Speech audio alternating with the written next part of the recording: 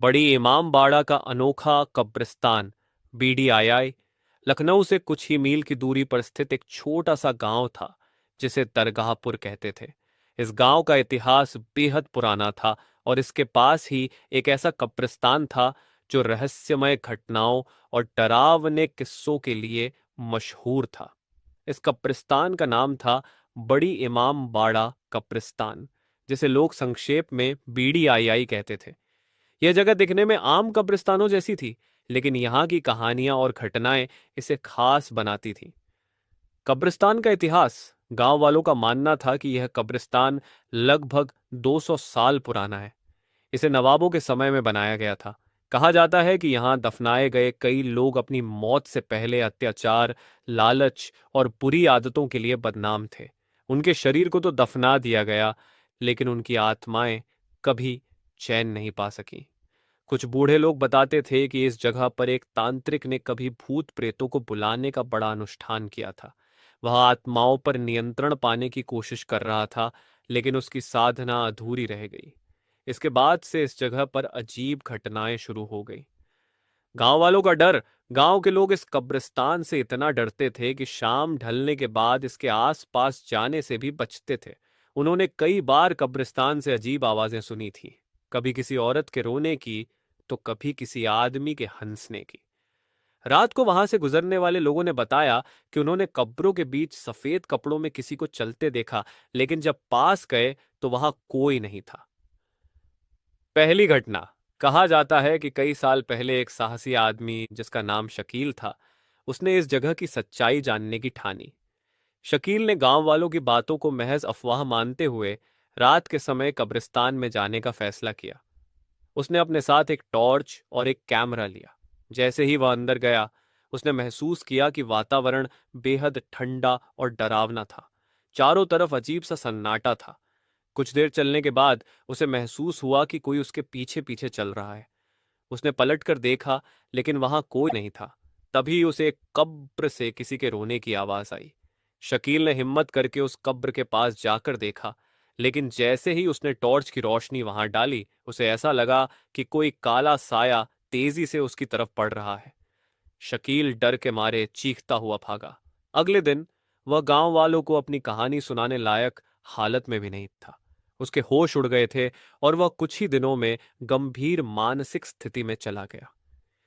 दूसरी घटना। नौजवानों की टोली। शकील की घटना के कुछ साल बाद गांव के चार नौजवान राहिल, अली, समीर और फराज ने तय किया कि वे इस कब्रिस्तान के रहस्य को सुलझाएंगे। उन्होंने इसे सिर्फ अफवाह समझा और चुनौती के रूप में लिया। रात के समय ये चारों कब्रिस्तान पहुंचे। उन्होंने अपने साथ कुछ धार्मिक चीजें भी रख लीं ताकि डर का सामना कर सकें। शुरुआत में सब सामान्य था। कब्रिस्तान शांत था, लेकिन जैसे ही वे थोड़ी गहराई में पहुंचे, अजीब घटनाएं शुरू हो गईं। सबसे पहले उन्हें ऐसा महसूस हुआ जैसे पेड़ की शाखाएं उनके सिर पर झुक रही हों। इसके बाद उन्हें दूर से किसी के कदमों की आवाज सुनाई दी। समीर ने मजाक में कहा, शायद यहाँ के भूत हमें चाय पिलाने बुला रहे हैं। लेकिन उसकी हंसी जल्द ही बिटर में बदल गई। तभी अचानक एक कब्र के पास से सफेद धुआं उठने लगा। उसमें एक आकृति बनने लगी जो धीरे धीरे इंसानी रूप लेने लगी। यह देखकर चारों के होश उड़ गए। वे तुरंत वहां से भागने लगे, लेकिन अली का पैर एक जड़ में फंस गया। जब बाकी तीनों ने मुड़कर देखा तो अली वहीं गिरा पड़ा था। लेकिन अजीब बात यह थी कि उसके पास एक काला साया खड़ा था जो धीरे धीरे अली के ऊपर झुक रहा था। बाकी तीनों डर के मारे भाग गए। अगले दिन गांव वालों ने अली की खोज की, लेकिन उसका कोई सुराग नहीं मिला। आखिरी घटना और चेतावनी। इस घटना के बाद गांव वालों ने इस कब्रिस्तान को पूरी तरह छोड़ दिया। उन्होंने इसे एक अभिशप्त जगह मान लिया और वहां जाने की मनाही कर दी। गांव में अब भी रात के समय लोग अजीब आवाजें सुनते हैं। कभी कोई रोता है तो कभी किसी के चिल्लाने की आवाज आती है। कुछ लोग दावा करते हैं कि उन्होंने रात को कब्रिस्तान के पास लाल आंखों वाली आकृतियां देखी हैं। कहानी का संदेश। कहा जाता है कि हर रहस्य को सुलझाना जरूरी नहीं होता। कुछ चीजें इंसानी समझ से परे होती हैं। बड़ी इमामबाड़ा कब्रिस्तान आज भी अपनी कहानियों और घटनाओं के लिए बदनाम है। अगर आप भी ऐसी जगह जाने का सोच रहे हैं तो याद रखें कि डरावनी कहानियां केवल मनोरंजन के लिए नहीं होती। वे अक्सर सच्चाई का प्रतिबिंब होती हैं। आगे की कहानी बड़ी इमाम बाड़ा कब्रिस्तान की घटनाओं के बाद गांव वालों ने उस जगह को लगभग भुला दिया था। हालांकि कुछ बाहरी लोग जो इन कहानियों को महज अफवाह मानते थे, वहां जाने की कोशिश करते रहते थे। उन्हीं में से एक था प्रफुल्ल, एक यूट्यूबर जो अपनी टीम के साथ भूत प्रेतों और रहस्यमय जगहों की पड़ताल करने के लिए मशहूर था।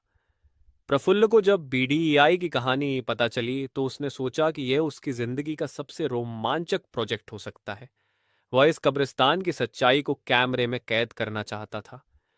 यूट्यूब टीम की तैयारी। प्रफुल्लन ने अपनी टीम के 3 सदस्यों रिया, करण और अभिषेक को साथ लिया। वे लोग रात में कब्रिस्तान में जाने की योजना बनाकर आए थे। उन्होंने अपने साथ हाईटेक कैमरे, ड्रोन और नाइट विजन उपकरण लिए। इसके अलावा हर कोई अपनी सुरक्षा के लिए कुछ धार्मिक वस्तुएं भी लेकर आया था। जब वे गांव पहुंचे और स्थानीय लोगों से बात की तो गांव वालों ने उन्हें कई बार मना किया। एक बुजुर्ग ने चेतावनी देते हुए कहा, यह कोई मजाक नहीं है। हमने अपने लोगों को वहां खोया है। जो लोग वहां जाते हैं वे या तो लौट कर नहीं आते या फिर उनकी हालत ऐसी हो जाती है कि वे जिंदगी भर के लिए डर में जीते हैं। लेकिन प्रफुल्ल और उसकी टीम ने इसे डराने की कोशिश समझा और अपनी योजना पर डटे रहे। कब्रिस्तान में प्रवेश। रात के 11 बजे चारों ने कब्रिस्तान में प्रवेश किया। चारों ओर घना अंधेरा था। चांदनी भी उन पुरानी कब्रों की भयावहता को और बढ़ा रही थी। जैसे ही वे अंदर गए, उन्हें ठंडी हवा का झोंका महसूस हुआ। रिया ने कहा, यहां अजीब सी घुटन महसूस हो रही है। प्रफुल्ल ने उसे शांत रहने को कहा और कैमरा चालू कर दिया। जैसे जैसे वे गहराई में जाते गए, उन्हें अजीब घटनाएं महसूस होने लगीं। कर्ण ने देखा कि पेड़ों की शाखाएं धीरे धीरे उनकी तरफ झुक रही थीं। अभिषेक ने महसूस किया कि जमीन पर उनके अलावा और किसी के भी कदमों के निशान हैं। पहली घटना। करीब आधे घंटे के बाद उन्हें एक पुरानी और टूटी हुई मजार दिखाई दी। जैसे ही वे उसके पास पहुंचे, अचानक उनके कैमरे बंद हो गए। नाइट विजन डिवाइस ने काम करना बंद कर दिया। अभिषेक ने मजार के पास अजीब धुंध उठती देखी। उसने बाकी लोगों को बुलाया और तभी धुंध से एक सफेद आकृति निकलकर उनके सामने खड़ी हो गई। उसकी आंखें जलती हुई लाल थीं और वह हवा में तैर रही थी। रिया चिल्लाई, यह क्या है? प्रफुल्ल ने अपने कैमरे को फिर से चालू करने की कोशिश की, लेकिन कुछ भी काम नहीं कर रहा था। कर्ण ने अपने हाथ में रखा धार्मिक प्रतीक दिखाने की कोशिश की, लेकिन आकृति उसके करीब आते ही गायब हो गई। दूसरी घटना। रिया का गायब होना। चारों ने वहां से भागने की कोशिश की, लेकिन तभी रिया ने महसूस किया कि किसी ने उसका हाथ पकड़ लिया है। उसने चीखते हुए कहा, कोई मुझे खींच रहा है। बाकी तीनों ने पलटकर देखा, लेकिन वहां कोई नहीं था। वे रिया को खींचकर बाहर लाने की कोशिश कर रहे थे, लेकिन अचानक रिया हवा में उठने लगी। उसके मुंह से अजीब आवाजें निकलने लगीं, जैसे कोई दूसरी भाषा में बोल रहा हो। पल भर में रिया गायब हो गई। आखिरी संघर्ष में अब प्रफुल्ल, कर्ण और अभिषेक पूरी तरह घबरा चुके थे। उन्होंने दौड़ते हुए कब्रिस्तान से बाहर निकलने की कोशिश की, लेकिन ऐसा लग रहा था कि कब्रिस्तान का रास्ता खत्म ही नहीं हो रहा। चारों ओर सिर्फ कब्रें और घना अंधेरा था। तभी उन्होंने सुना कि रिया की आवाज पास की झाड़ियों से आ रही है। आवाज बहुत धीमी और डरावनी थी। प्रफुल्ल ने हिम्मत करके झाड़ियों की ओर देखा, लेकिन वहां रिया नहीं, बल्कि वही आंखों वाली आकृति खड़ी थी। वह अब और भी भयानक लग रही थी। तीनों ने पूरी ताकत से दौड़ लगाई और किसी तरह कब्रिस्तान से बाहर निकले। क्या हुआ रिया के साथ? अगले दिन पुलिस और गांव वालों के साथ मिलकर रिया को ढूंढने की कोशिश की गई, लेकिन उसका कोई पता नहीं चला। प्रफुल्ल और उसकी टीम ने जो देखा था वह उन्हें पूरी जिंदगी के लिए याद रह गया। कब्रिस्तान की बढ़ती रहस्यमयता। इस घटना के बाद बड़ी इमामबाड़ा कब्रिस्तान और भी कुख्यात हो गया। अब वहां जाने की हिम्मत कोई नहीं करता। गांव के लोगों का मानना है कि जो भी उस जगह के रहस्यों को उजागर करने की कोशिश करता है, वह उस रहस्य का हिस्सा बन जाता है। कब्रिस्तान आज भी अपनी जगह पर है और वहां से अब भी अजीब आवाजें आती हैं। कहते हैं जो आवाजें वहां सुनाई देती हैं उनमें रिया की चीखें भी शामिल हैं। ये कहानी यहां खत्म नहीं होती। कब्रिस्तान अब भी खड़ा है, अपने भीतर अनगिनत कहानियों और आत्माओं को छुपाए हुए। सवाल यह है, क्या आप इस रहस्य का हिस्सा बनने की हिम्मत रखते हैं? क्या आप इस रहस्य का सामना कर सकते हैं? बड़ी इमामबाड़ा कब्रिस्तान की घटनाएं यहीं खत्म नहीं हुई।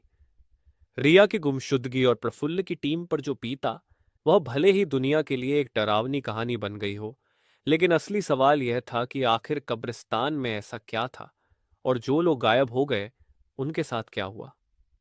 कुछ महीनों बाद प्रफुल्ल ने इस बात की ठानी कि वह दोबारा इस रहस्य को सुलझाने चाहेगा। इस बार उसने किसी टीम को साथ नहीं लिया। वह अकेले ही कब्रिस्तान में जाने का फैसला कर चुका था। प्रफुल्ल की अंतिम यात्रा। प्रफुल्ल ने अपने यूट्यूब चैनल पर एक लाइव स्ट्रीम की घोषणा की। उसने अपने दर्शकों से कहा, मैंने वह सब अपनी आंखों से देखा है जो आप में से किसी ने केवल सुना है। मैं उस रात अपने दोस्तों को खो चुका हूं, लेकिन इस बार मैं सच लेकर लौटूंगा। रात के ठीक 12 बजे प्रफुल्ल कब्रिस्तान के गेट पर पहुंचा। उसने कैमरा ऑन किया और लाइव स्ट्रीम शुरू की। हजारों लोग उसकी इस यात्रा को देख रहे थे। पहला संकेत। जैसे ही उसने गेट पार किया, हवा अचानक ठंडी हो गई। कैमरे पर केवल कब्रों और झाड़ियों की तस्वीरें दिखाई दे रही थी, लेकिन तभी लाइव स्ट्रीम में कुछ अजीब हुआ। चैट बॉक्स में लोगों ने लिखा, पीछे देखो, तुम्हारे पीछे कोई है। वहां एक परछाई है। प्रफुल्ल ने पलट कर देखा, लेकिन उसे कुछ नहीं दिखा। उसने सोचा कि यह केवल डर का असर है। रिया की आवाज। कुछ ही मिनटों के बाद प्रफुल्ल ने सुना कि कोई बहुत धीमी आवाज में उसका नाम पुकार रहा है। यह आवाज बिल्कुल रिया जैसी थी। प्रफुल्ल, मदद करो। वह हक्का बक्का रह गया। उसने कैमरे की लाइट उस दिशा में डाली जहां से आवाज आ रही थी। वहां एक टूटी हुई मजार के पास उसे रिया जैसी आकृति दिखाई दी। उसने हिम्मत करके पास जाने की कोशिश की। रिया, तुम यहां कैसे हो? रिया की आकृति ने मुड़कर उसे देखा, लेकिन उसकी आंखें लाल थीं और उसका चेहरा अजीब तरीके से विकृत था। प्रफुल्ल को समझ में आ गया कि यह कोई इंसान नहीं है।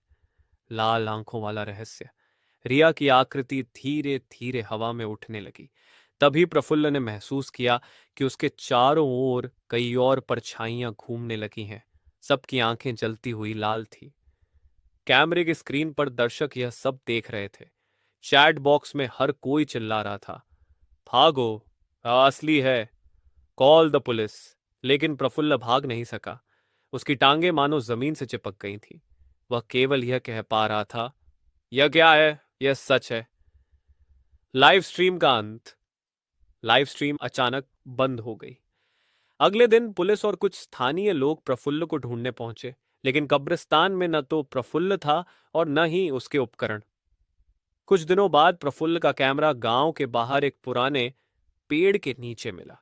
जब पुलिस ने कैमरे की रिकॉर्डिंग देखी तो उसमें केवल एक आखिरी फ्रेम था, लाल आंखों वाली आकृति जो कैमरे के बेहद करीब थी। क्या छुपा है बीडीआईआई के भीतर? गांव वालों का मानना है कि बड़ी इमामबाड़ा कब्रिस्तान पर किसी तांत्रिक की अधूरी साधना का श्राप है। वहां मौजूद आत्माएं इस दुनिया से बाहर नहीं जा सकती। जो भी उस जगह जाता है वह उन आत्माओं के जाल में फंस जाता है। एक रहस्य से भरा खतरा। आज तक बड़ी इमामबाड़ा कब्रिस्तान की सच्चाई सामने नहीं आ सकी। यह जगह अब पूरी तरह वीरान हो चुकी है। लेकिन सवाल यह है, अगर यह कहानी आपको एक चुनौती की तरह लगती है, तो क्या आप इस कब्रिस्तान में कदम रखने की हिम्मत करेंगे? क्या आप उस अज्ञात सत्य का सामना करने को तैयार हैं जो इंसानी समझ से परे है? कैमरे में रिकॉर्ड हुआ सब कुछ। जब पुलिस ने प्रफुल्ल का कैमरा गांव के बाहर एक पुराने पेड़ के नीचे पाया, तो सभी के रोंगटे खड़े हो गए। कैमरे की बैटरी खत्म हो चुकी थी, लेकिन उसकी मेमोरी कार्ड सुरक्षित थी। पुलिस ने वह मेमोरी कार्ड गांव के ही एक तकनीशियन को दिया ताकि उसे देखा जा सके। रिकॉर्डिंग की शुरुआत। रिकॉर्डिंग में पहले कुछ मिनट सामान्य थे। प्रफुल्ल कब्रिस्तान के गेट से अंदर जाते हुए अपने विचार व्यक्त कर रहा था। यह जगह भले ही डरावनी लगती हो, लेकिन मुझे यकीन है कि यहाँ कुछ न कुछ ऐसा है जो लोगों को परेशान करता है। मैं इसे रिकॉर्ड करके दुनिया को दिखाऊंगा। जैसे जैसे वह अंदर गया, कैमरे ने चारों तरफ की तस्वीरें दिखाईं। पुरानी, टूटी हुई कब्रें, पेड़ों की झुकी हुई शाखाएं और घना अंधेरा। पहली असामान्य घटना। रिकॉर्डिंग के करीब 20वें मिनट में कैमरे ने अजीब अजीब ध्वनियां रिकॉर्ड की। यह आवाजें हवा में गूंज रही थीं, जैसे किसी औरत के रोने और किसी आदमी के चिल्लाने की मिलीजुली आवाजें। कैमरे में यह स्पष्ट रूप से दिख रहा था कि प्रफुल्ल रुक गया था और चारों तरफ देख रहा था। उसने धीरे से कहा, ये आवाजें ये कहां से आ रही हैं? रिया की परछाई। थोड़ी देर बाद कैमरे ने उस मजार को कैप्चर किया जिसके पास रिया की आकृति दिखाई दी थी। वीडियो में प्रफुल्ल की आवाज सुनाई दी, क्या ये रिया हो सकती है? जैसे ही कैमरा मजार के पास गया, स्क्रीन पर अचानक धुंध छा गई, लेकिन इस धुंध में रिया की आकृति स्पष्ट दिख रही थी। उसने सीधे कैमरे की ओर देखा और उसकी लाल आंखें चमकने लगीं। लाल आंखों वाले साए। इसके बाद कैमरे में एक अजीब घटना रिकॉर्ड हुई। जैसे ही प्रफुल्ल मजार के करीब गया, कैमरे ने चारों ओर घूमते हुए कई परछाइयां रिकॉर्ड की। ये साए इंसानों की तरह थे, लेकिन उनकी आंखें जलती हुई लाल थीं। प्रफुल्ल ने कैमरे में चिल्लाते हुए कहा, ये ये सब क्या है? ये कौन है? साए धीरे धीरे प्रफुल्ल के करीब आने लगे। कैमरे ने एक डरावना दृश्य रिकॉर्ड किया जिसमें साए हवा में तैरते हुए उसकी ओर बढ़ रहे थे। प्रफुल्ल का गायब होना। रिकॉर्डिंग के आखिरी मिनटों में प्रफुल्ल की घबराहट साफ सुनाई दे रही थी। उसने भागने की कोशिश की, लेकिन कैमरे ने दिखाया कि वह गिर पड़ा। अचानक कैमरे की स्क्रीन पर केवल एक साया नजर आने लगा जो पूरी तरह काले धुंध से घिरा था। प्रफुल्ल की चीख सुनाई दी, नहीं, मुझे छोड़ दो। इसके बाद कैमरा अचानक बंद हो गया। आखिरी फ्रेम। कैमरे में एक आखिरी फ्रेम रिकॉर्ड हुआ था। यह फ्रेम बेहद डरावना था। लाल आंखों वाली आकृति कैमरे के बिल्कुल करीब थी। उसका चेहरा विकृत और भयानक था। उसके पीछे धुंधली परछाइयां नजर आ रही थी। यह फ्रेम पुलिस और तकनीशियन दोनों को हिला देने के लिए काफी था। लोगों की प्रतिक्रिया। जब यह फुटेज गांव वालों ने देखी तो वे स्तब्ध रह गए। बुजुर्गों ने कहा, यह वही आत्माएं हैं जो कब्रिस्तान में फंसी हुई हैं। वे किसी को चैन से वहां नहीं रहने देंगी। इस घटना के बाद प्रफुल्ल के बारे में कोई सुराग नहीं मिला। न तो उसका शरीर मिला, न उसकी बाकी चीजें। क्या यह कब्रिस्तान इंसानों के लिए अभिशाप है? आज तक उस कैमरे की रिकॉर्डिंग कई सवाल खड़े करती है। क्या यह सच में आत्माओं का वास है? क्या प्रफुल्ल और रिया हमेशा के लिए उस कब्रिस्तान का हिस्सा बन गए? जवाब शायद कभी न मिले, लेकिन यह तय है कि बड़ी इमाम बाड़ा कब्रिस्तान अब केवल एक जगह नहीं, बल्कि एक चेतावनी बन चुका है। जो भी वहां गया, उसने अपनी जिंदगी खो दी। क्या आप अभी भी वहां जाने की हिम्मत करेंगे? इस कहानी का अंत, रहस्य की परतें खुली या और गहराई। प्रफुल्ल और रिया की गुमशुदगी के बाद बड़ी इमाम बाड़ा कब्रिस्तान की घटनाओं ने गांव के लोगों को और भयभीत कर दिया। कोई भी वहां जाने की हिम्मत नहीं कर पा रहा था। लेकिन इस बार एक व्यक्ति ने इस रहस्य को सुलझाने का फैसला किया। वह व्यक्ति था डॉ अयान शर्मा, एक पैरानॉर्मल इन्वेस्टिगेटर और विज्ञान के विशेषज्ञ जो आत्माओं और रहस्यमय घटनाओं का वैज्ञानिक अध्ययन करते थे। अयान को प्रफुल्ल की फुटेज और गांव वालों की कहानियां सुनकर यकीन हो गया था कि इस कब्रिस्तान में कुछ ऐसा है जिसे सामान्य ज्ञान या विज्ञान से समझा नहीं जा सकता। अयान की तैयारी। अयान ने अपने साथ उन्नत तकनीकी उपकरण लिए, जिनमें इलेक्ट्रोमैग्नेटिक डिटेक्टर, इंफ्रारेड कैमरे और ध्वनि रिकॉर्डिंग डिवाइस शामिल थे। वह अकेला नहीं गया। उसने अपनी टीम के 3 सदस्यों, नताशा, कबीर और अर्जुन को भी साथ लिया। उनका उद्देश्य सिर्फ रहस्य उजागर करना नहीं था, बल्कि यह समझना था कि क्या सच में प्रफुल्ल और रिया की आत्माएं वहां बंधी हुई हैं। कब्रिस्तान की जांच शुरू होती है। रात के 10 बजे टीम ने कब्रिस्तान में प्रवेश किया। उन्होंने चारों ओर उपकरण लगाए और जगह जगह से डेटा इकट्ठा करना शुरू किया। शुरुआती 30 मिनट तक सब कुछ सामान्य लग रहा था, लेकिन जैसे ही वे मजार के पास पहुंचे, उनके उपकरणों ने अजीब संकेत देने शुरू कर दिए। इलेक्ट्रोमैग्नेटिक डिटेक्टर अचानक बहुत ऊंचे स्तर पर चला गया, मानो वहां कोई अदृश्य ऊर्जा मौजूद हो। ध्वनि रिकॉर्डर, उसने बहुत धीमी आवाज में मदद करो और मत आओ जैसी अस्पष्ट आवाजें कैद की। नताशा ने चिंतित होकर कहा, यह जगह सामान्य नहीं है। यहां कुछ ऐसा है जो हमें जाने नहीं देना चाहता। प्रफुल्ल और रिया का सुराग। टीम ने आगे बढ़ते हुए वही मजार देखी जहां प्रफुल्ल ने रिया की आकृति देखी थी। जैसे ही उन्होंने वहां का निरीक्षण शुरू किया, इंफ्रारेड कैमरे ने मजार के पास एक धुंधली आकृति को रिकॉर्ड किया। यह आकृति धीरे धीरे स्पष्ट हुई और रिया जैसी लगने लगी। अर्जुन ने फुसफुसाते हुए कहा, यह यह रिया है। रिया की आकृति ने उनकी ओर देखा और कहा, तुम यहां क्यों आए हो? यह जगह तुम्हारे लिए नहीं है। भाग जाओ जब तक समय है। अचानक बदली परिस्थिति। टीम इस बात को समझ ही रही थी कि अचानक पूरी जगह ठंडी हो गई। पेड़ों की शाखाएं हिलने लगीं और चारों ओर तेज हवाएं चलने लगीं। उनकी लाइट्स बंद हो गईं और उनके उपकरणों ने काम करना बंद कर दिया। तभी एक काली आकृति मजार के पीछे से निकली। यह वही लाल आंखों वाली आकृति थी जो प्रफुल्ल के कैमरे में रिकॉर्ड हुई थी। अर्जुन ने चिल्लाते हुए कहा, यह क्या है? डॉक्टर अय्यान ने स्थिति को संभालने की कोशिश की, लेकिन वह आकृति धीरे धीरे उनकी ओर बढ़ने लगी।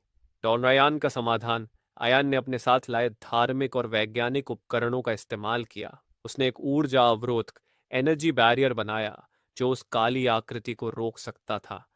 जैसे ही आकृति ने उन पर हमला करने की कोशिश की, अयान ने अवरोधक को सक्रिय कर दिया। यह काली आकृति जोर से चीखने लगी और धीरे धीरे धुंध में बदलकर गायब हो गई।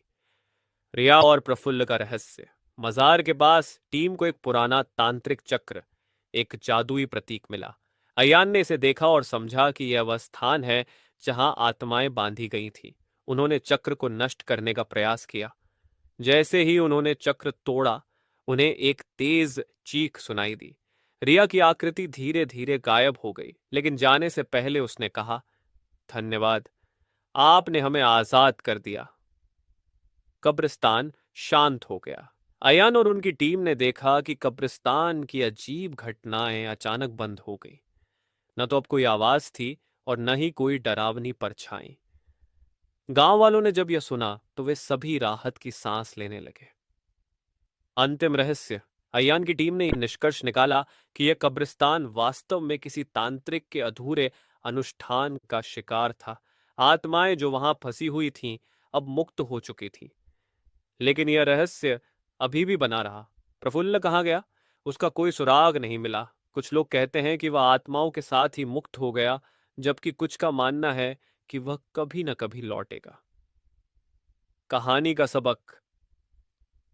बड़ी इमाम बाड़ा कब्रिस्तान की यह कहानी हमें सिखाती है कि कुछ रहस्य इंसानी समझ और ताकत से परे होते हैं। कभी कभी अज्ञात को अज्ञात ही रहने देना बेहतर होता है।